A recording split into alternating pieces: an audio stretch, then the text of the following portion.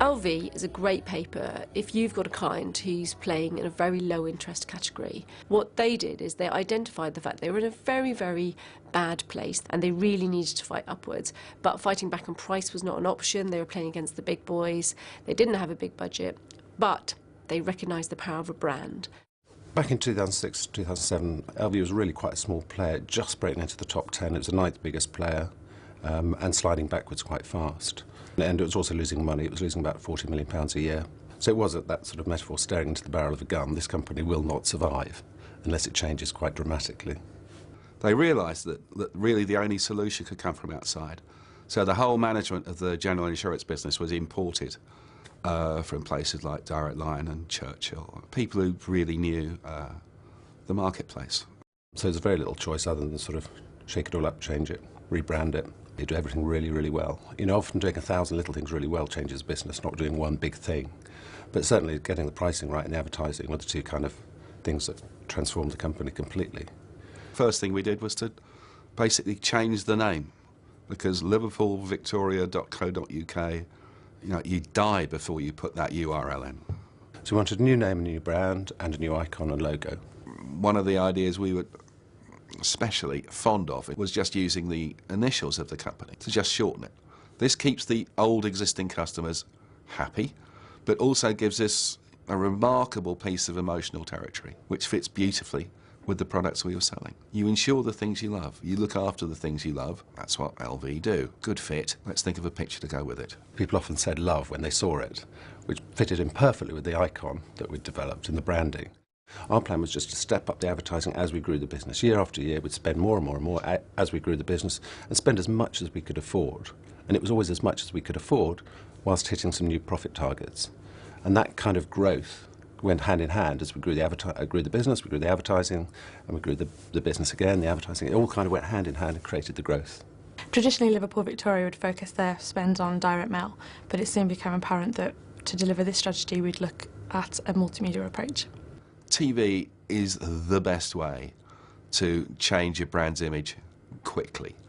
Obviously, if you want to become a big player in a big market like insurance, your target market's quite broad, which, strange enough, makes it quite difficult, because the danger is you'll just go for bland because it's so wide. But we decided to really go for the emotional side. So we were shameless, really, in saying it's about emotional appeal with a rational claim about price and service.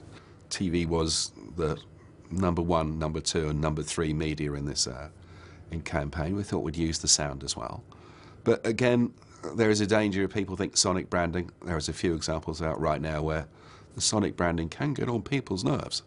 So we thought we'd try and get some sonic branding which people liked. Revolutionary idea.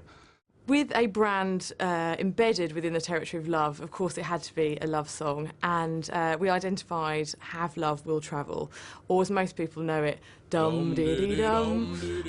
This actually follows us around everywhere, in ongoing campaigns, when we talk to people in the street, when we talk to people in research groups, and that's incredibly gratifying to know that sonic branding has such impact with people, and there's that association with the brand.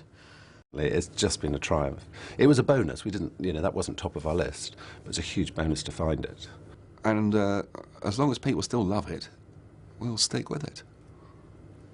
When we developed the TV campaign, we made conscious decisions to make LV cheap motor insurance from a big, good, established company. That was our ideal. And if you like, big production values are a really quick, shorthand way to get those feelings of, oh, those guys have been around.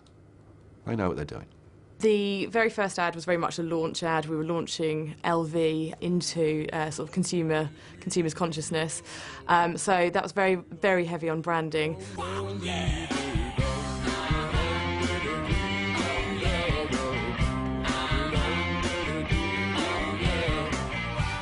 The advertising always seeks to have all these consistent threads running through every single campaign. So each campaign will have lots of green hearts in it, the dum-diddy music, lime green Mazda, and there are lots of threads running through it, and ambient branding in the ad. So every ad has that sort of probably 6 or 7 threads that run through it. There's even a kind of quirky element in each ad, if we can build that into most of them. So you'll have like a bat dog, a dog poking his head through the wall boy dressed in a banana suit crossing the road. That quirkiness is just adding a bit of value and entertaining the customer and making them think, this is a nice company. They're not just selling to me, they're entertaining me, and it's a nice feeling to the ads. One ad we shot in Barcelona and we closed the road, and then this slightly vicious policeman came up and said, you cannot drive on the wrong side of the road. I know you've closed it down, but you cannot. I'm closing you down right now.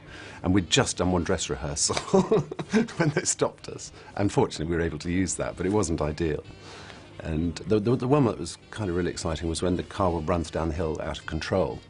That car was driven by a guy lying on the floor in the back seat, just looking out of the wing mirror. So he couldn't see a thing, and he was driving, just looking in the wing mirror, lying down with the steering wheel in the back seat and the pedals in the back seat. Awesome driving. I mean, we said, just clip the wing mirrors as you go down and just bump this car. And he did it. And he thought, how did he do that? Amazing. We've created some truly magical TV ads during the 5 years that we've been creating these campaigns, and are continuing to do so. We've done things such as drop a car onto an absolutely ginormous inflatable green heart in the middle of an airfield, blown hearts out of a cannon with lots of sparkly dust and had a phantom camera capturing it from every single angle. We've dropped a male model onto the same massive inflatable heart. We've completely emptied streets to give the effect that everyone had left a town, and that town was a town where LV wasn't. We've recreated huge parties in squares, so we've had the opportunity to create some real magic on film. And local production companies always say, you know, they're so grateful when we turn up with a new brief because they're bored of sort of yoghurt ads, and they're actually really pleased to do something that's a bit more exciting.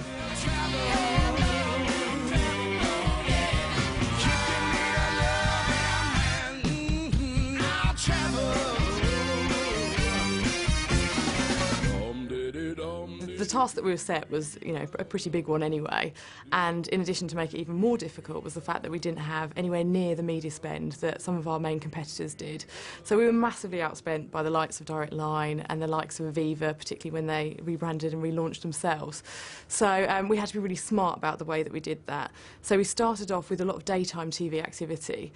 We used that as a driver, and then we had sort of harvester media such as door drops and DM packs that would then sort of, you know, convert that particular audience. As we grew, we were able to increase our spend within TV, and we're now mainly on peak because the type of activity sort of has grown with the business. So we're able to reinvest and continue to grow, which is fantastic. The main target audience for this campaign was ABC One adults 35 plus. Traditionally, the audience for Liverpool Victoria was very old, and so by using this younger audience, we were able to attract more new customers that were going to be more profitable. Before we were able to have a national TV peak campaign, we used the likes of outdoor to be able to upweight areas such as London that is traditionally quite expensive for TV advertising. TV amplifies absolutely all media. Everything we do has got more efficient because of TV. So you get this high response from everything, low cost per sale from everything, and that's driven by TV. We use posters quite a lot because they're kind of high profile, you know, very present in the street, look good, but they trade off the back of TV. And the great thing about our new brand is that it's highly integrated. You see green hearts and those colours and that imagery everywhere. You immediately connect it all across the whole piece, and very few brands are that well integrated. I think if you've got great advertising, you don't need to shout as loud as the competition. So if you've got a really consistent, powerful, likeable campaign, you don't need to worry too obsessively about share of voice, outstripping your competitors, particularly if you can't afford to, because your advertising punching above its weight. The results are, although I say it myself, not bad at all. Now remember, the brand ambition was to be a top 5 player within 5 years. We became a top 3 player within 4 years, which is amazing. It just is amazing, because we did elbow an awful lot of big guys out of our way. And to do that while making a profit, I think, is something I'm especially proud of. Sales were absolutely staggering in terms of the increase that we saw. During the campaign period alone, we've seen sales increase by 696%. The objective was to keep the cost per sale below £100, and we were able to achieve a huge decrease in this.